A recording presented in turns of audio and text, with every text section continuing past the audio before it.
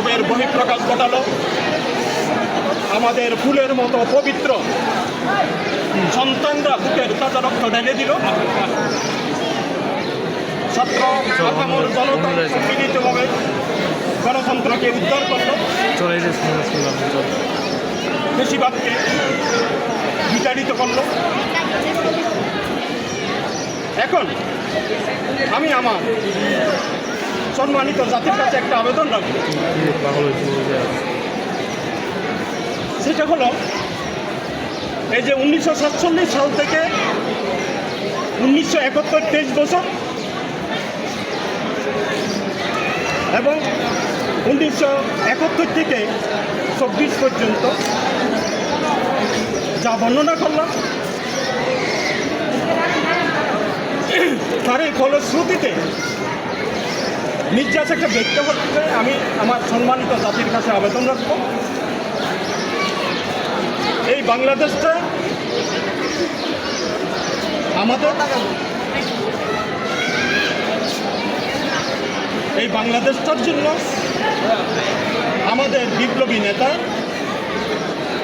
শহীদ রাষ্ট্রপতি জিয়াউর রহমান প্রাণ দিয়েছেন।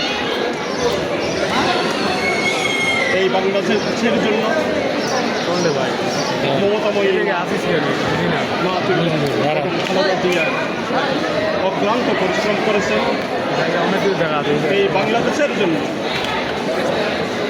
20 কোটি বাংলাদেশের প্রাণ প্রিয় তারুণ্যের অহংকার তারেক রহমান সম্পূর্ণ নির্দোষ ছিল। ওনার অপরাধ ছিল একটাই, সেটা হলো গণতন্ত্র কায়েম করতে হবে, গণতন্ত্র থাকবে, বাক স্বাধীনতা থাকবে, মানুষের মৌলিক অধিকার থাকবে, এখানে শান্তি বিরাজ করবে, মানুষ নিরাপদ জীবনযাপন করবে, বাংলাদেশে সহাবস্থান থাকবে, বাংলাদেশকে নিয়ে আধিপত্যবাদীরা কোনো ষড়যন্ত্র করতে পারবে না। আমরা স্বাধীন সার্বভৌম বাংলাদেশের সার্বভৌমত্ব রক্ষার জন্য আধিপত্যবাদকে রুখে দেব। এইটাই তারুণ্যের অহংকার, তারেক রহমানের অপরাধ। আজকে জাতির বুক ভেঙে যায়।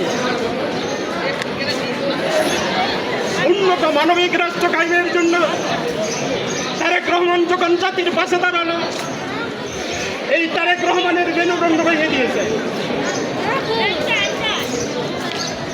এতিম দুইটা শেষ নিয়ে 16 কোটি মানুষ নিয়ে এই দেশের একমাত্র নেত্রী বেগম খালেদা জিয়া কি অক্লান্ত পরিশ্রম করেছে দেশটাকে উন্নত রাষ্ট্র করার জন্য, গণতন্ত্রকে প্রাতিষ্ঠানিক রূপ দেওয়ার জন্য, স্থায়ী বানানোর জন্য, দেশের স্থিতিশীলতার জন্য। সুতরাং আমি আমার প্রিয় জাতির কাছে আবেদন রাখব, আমি আবেদন রাখতে পারি, কারণ জাতিকে একটা জিনিস বুঝতে হবে। আমার দাদার দাদা আফজাল উকিল এই অঞ্চলের মানুষকে যখন ব্রিটিশে নীলশ্বাস করাইতো, অত্যাচার করাইতো, আমার দাদার দাদা আফজাল উকিল, আমি হাজি আশরাফের দাদার দাদা আফজাল উকিল বলেছিলেন, ব্রিটিশ তোমরা থাকতে পারবো না, নীলশ্বাস বন্ধ করো নাইলে তোমরা থাকতে পারবো না। ব্রিটিশ থাকতে পারে নাই। 1947 সালের 14 আগস্ট ব্রিটিশ থেকে পাকিস্তান স্বাধীনতা লাভ করার 14 দিনের মাথায় 1947 সালের 1 সেপ্টেম্বর ভাষা আন্দোলনের জনক আমার চাচা প্রিন্সিপাল আবুল কাসেম বলেছিলেন, এই 14 দিনে যা দেখলাম পাকিস্তান তোমরাও তো মনে হয় থাকতে পারবো না। সুতরাং 1971 সালে জীবন বাজি রেখে আপনাদের নেতা, বিপ্লবী নেতা, মহান নেতা শহীদ রাষ্ট্রপতি জিয়াউর রহমান দেশটা স্বাধীন করে দেওয়ার পর উনি ওনার কর্মস্থলে চলে গেলেন। দেশপ্রেমিক মানুষ, ওনার মধ্যে নেই কোনো লোক। উনি কি দেখলেন? এত কষ্ট করে দেশটা স্বাধীন করে দিল, উনি দেখলেন গণতন্ত্রকে মুহূর্তের মধ্যে হত্যা করলো, বাকশাল কায়েম করলো, বাক স্বাধীনতা নাই।